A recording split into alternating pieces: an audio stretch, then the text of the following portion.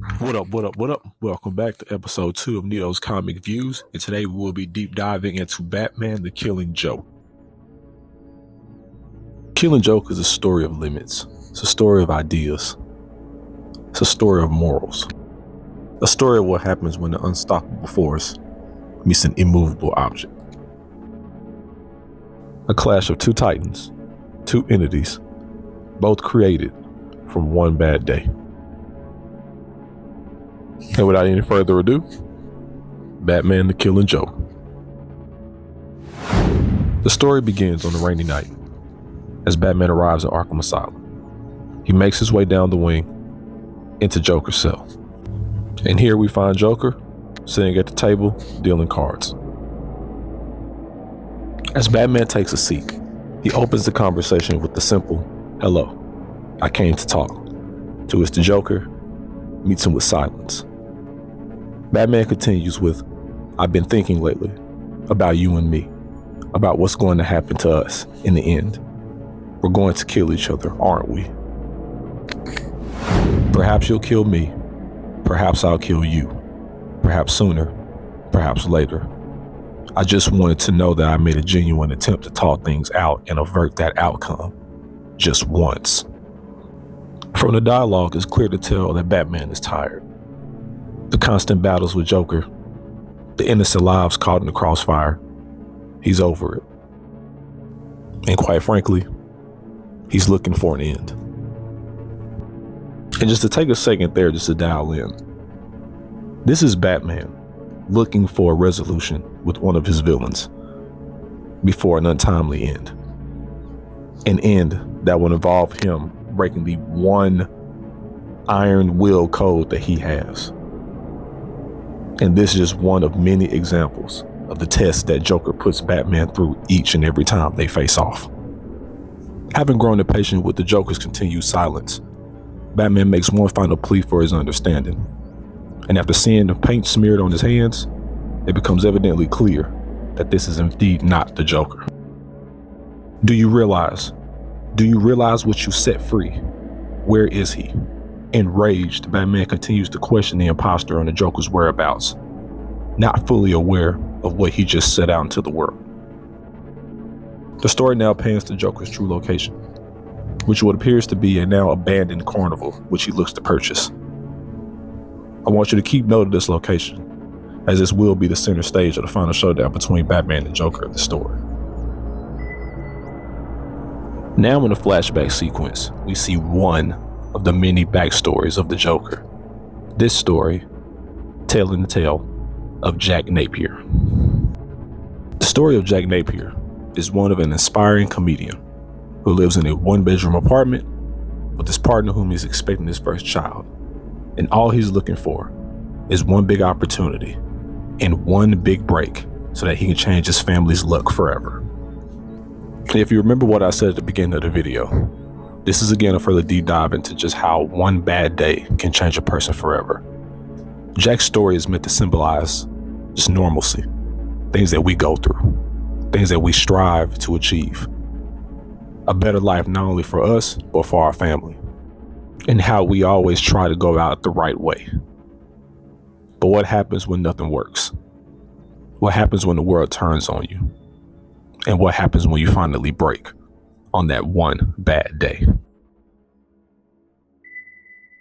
Back at the carnival, we see the Joker finalizing his purchase from the buyer, but not before sealing the deal with one of his most infamous gags, the poisonous handshake, rendering the buyer dead. We now find ourselves in the Batcave from Batman's point of view. In the center of tonight's obsession is the Joker, and as we can see from the monitor surrounding him, not much is known. As Bruce continues to stare at the monitor, he now consults Alfred. I've been trying to figure out what he intends to do. It's almost impossible. I don't know Alfred. All these years and I don't know who he is any more than he knows who I am. How could two people hate so much without knowing each other? This is a case that Bruce simply can't solve. A madness that he can't seem to place method with. Out of all the entities, out of all the villains that he's clashed with in Gotham, the one power that stands firm every single time he's gone up against him has been the Joker. Bruce finds himself unable to do anything but simply wait for Joker's next move. A move that will most certainly be made as we continue on with the story. Now in the home of Commissioner Jim Gordon, we find him with his daughter Barbara, as they are seen cutting out pictures what appears to be scrapbooking from past articles involving the Batman. While during the scrapbooking, Barbara hears a knock at the door. As Barbara answers the door, she is now faced with a moment that will change her life forever. The Joker shoots Barbara, rendering her completely paralyzed. Jim, in a fit of rage, lunges for the Joker with a pair of scissors, but is overwhelmed by the henchman. And as a helpless Barbara lies on the floor, all she can ask is, "Why are you doing this?" To which the Joker replies menacingly, "To prove a point, here's the crime."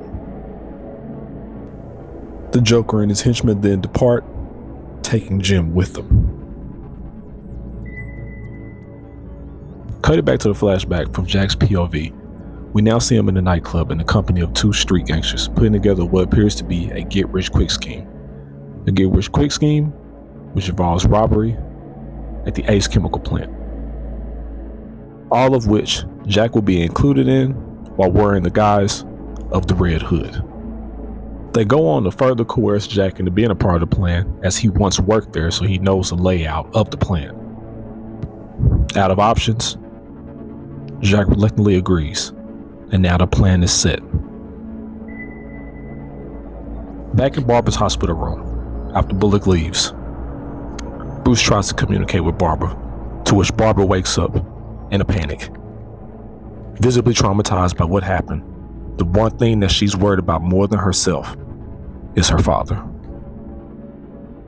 Back at the carnival, we see Jim stripped, shackled, tased, and walk through the carnival, all while confused, frantically wondering why is this happening and what is going on, to which the Joker simply replies, at the top of what appears to be his throat, "You're going mad."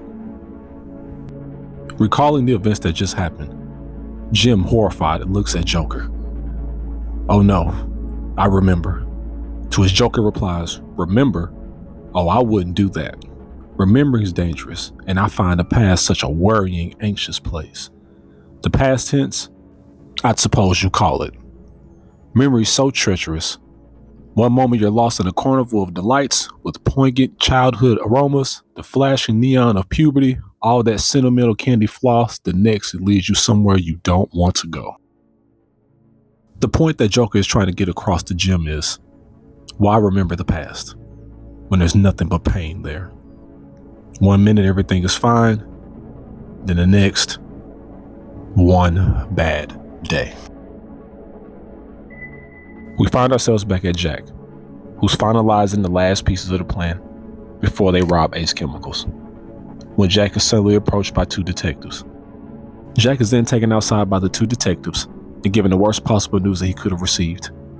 His wife had died earlier that day due to an electrical short in their apartment while trying to warm up a baby bottle.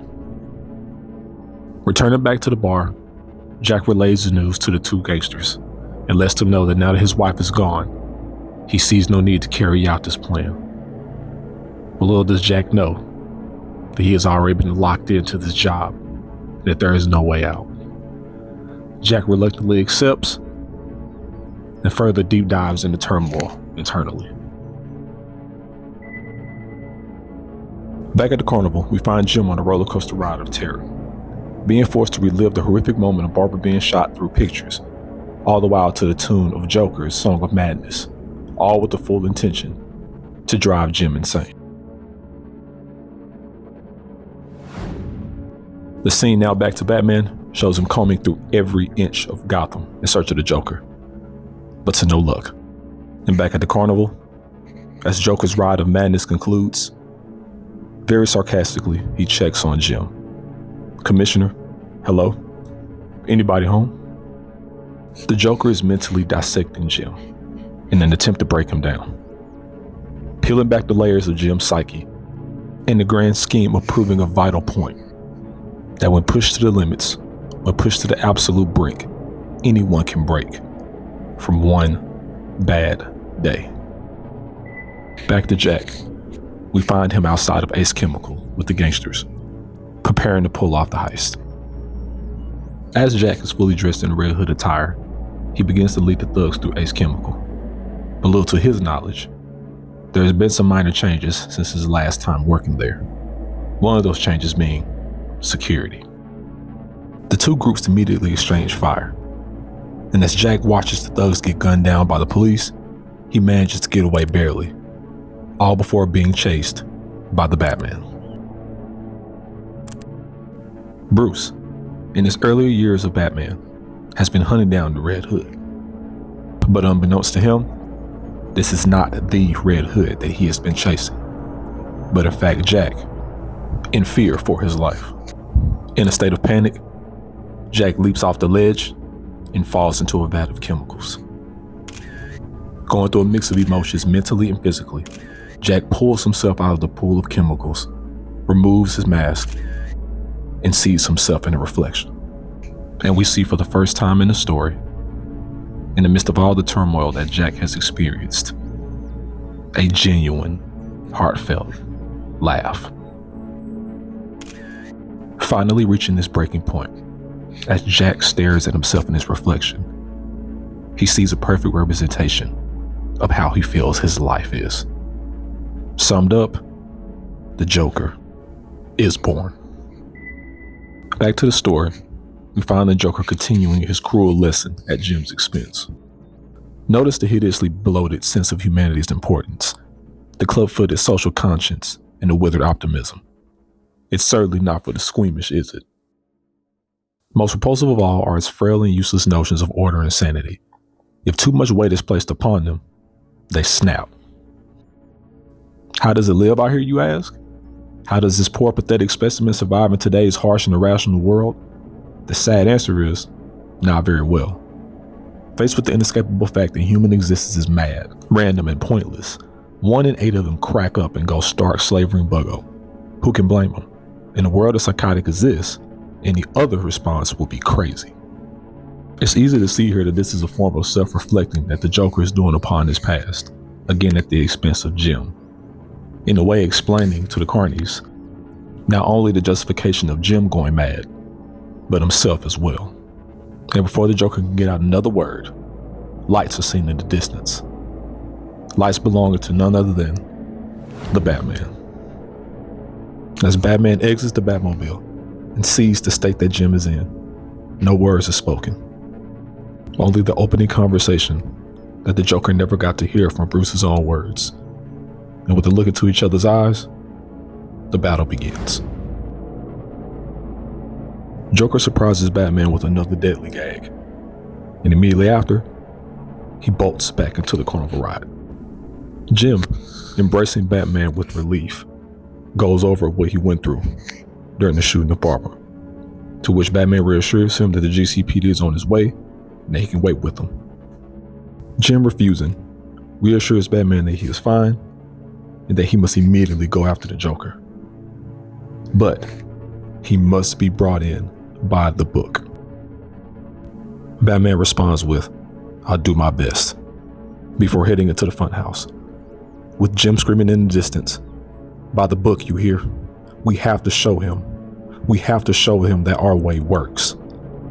And with that point proving that even if put through the same circumstances, and also brought to the brink, that some people can still rise above it and be better, restoring a newfound faith in Batman as he heads further into the funhouse in pursuit of the Joker. "So, I see you received the free ticket I sent you. I so wanted you to be here. You see, it doesn't matter if you catch me and send me back to the asylum. Gordon's been driven mad. I've proven my point. I've demonstrated there's no difference between me and everyone else. All it takes is one bad day to reduce the sanest man alive to lunacy. That's how far the world is from where I am. Just one bad day.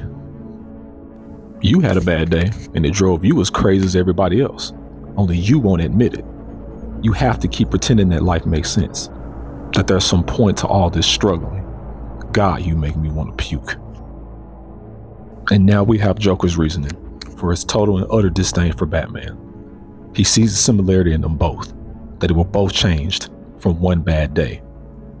Only thing is, from the Joker's perspective, he feels that he's embraced it in the right way, and Batman the wrong way.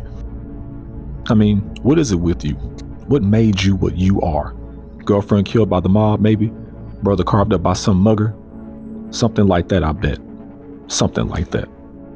Something like that happened to me, you know. I'm not exactly sure what it was. Sometimes I remember it one way, sometimes another. If I'm going to have a past, I prefer it to be multiple choice. Here the Joker is basically stating that he has chosen to willfully forget his past, as he believes that it's irrelevant to him in his new outlook on life. This perspective will be used in comics after the Killing Joke, as the Joker's backstory is indeed multiple choice. But my point is I went crazy. When I saw what a black, awful joke the world was, I went crazy as a coot. I admit it. Why can't you? It's all a joke. Everything anybody ever valued or struggled for, it's all a monstrous, demented gag. So why can't you see the funny side? Why aren't you laughing? This is Joker's attempt to connect with Batman. He understands they both have been through similar journeys. So why is it that Batman can't see it the way he sees it? Why can't he understand it? And as Batman finally catches the Joker, he simply replies, "Because I've heard it before, and it wasn't funny the first time," before throwing the Joker through the funhouse window. Incidentally, I spoke to Commissioner Gordon before I came in here. He's fine. Despite all your sick, vicious little games, he's as sane as he ever was. So maybe ordinary people don't always crack. Maybe there isn't any need to crawl under a rock with all the other slimy things when trouble hits. Maybe it was just you all the time. With Batman's guard down, the Joker gains the upper hand, and in a split second, he gets to jump on him. But after going for a knife, Batman regains his composure and disarms the Joker once again. On the ground, the Joker quickly turns around what appears to be a gun, but yet another gag. The Joker, acknowledging his defeat, awaits the usual beatdown from Batman. But much to his surprise, Batman's doing it differently this time. Do you understand? I don't want to hurt you. I don't want either of us to end up killing each other. But we're both running out of alternatives, and we both know it. Maybe it all hinges on tonight. Maybe this is our last chance to sort this bloody mess out. If you don't take it, then we're locked onto this course, both of us, to the death. It doesn't have to end like that. I don't know what it was that bent your life out of shape, but who knows? Maybe I've been there too. Maybe I can help. We could work together. I could rehabilitate you. You needn't be out here on the edge anymore. You needn't be alone. We don't have to kill each other. What do you say? This is Batman's final plea. A final chance to change things. A final olive branch extended to the Joker.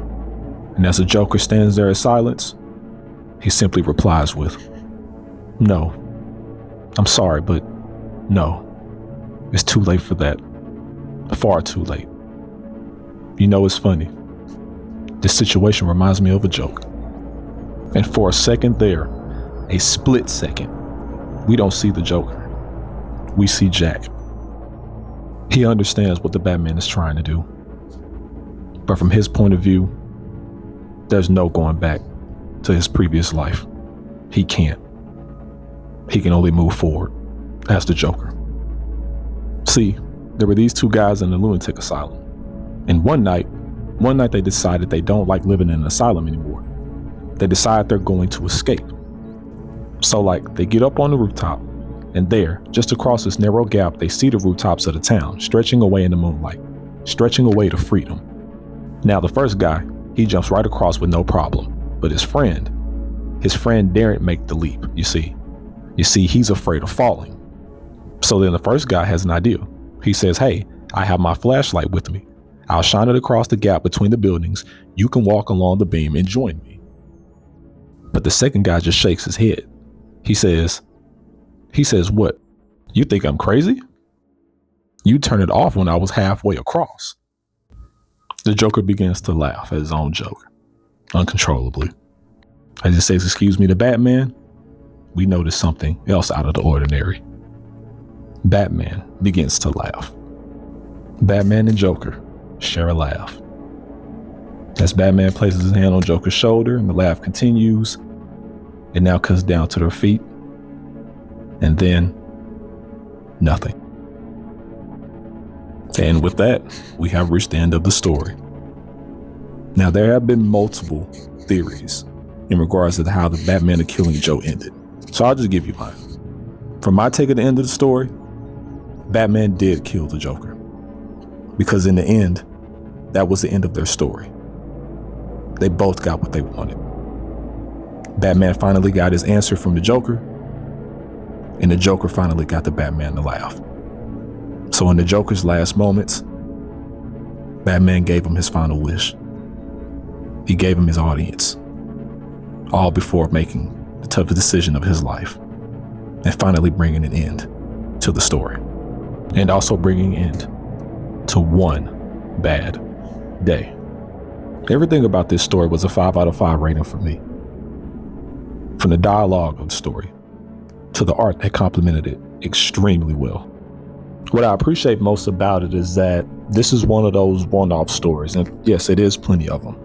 But for me, this was the first one that was introduced to me where I learned of just truly how deep the relationship between the Joker and the Batman goes, how dangerous it can be, how dark it can be, and just how everyone around them can be impacted. What did you think of the story? Did you like it? Did you love it? Leave feedback in the comment section. Let's get some conversations going. This has been Nito Bats.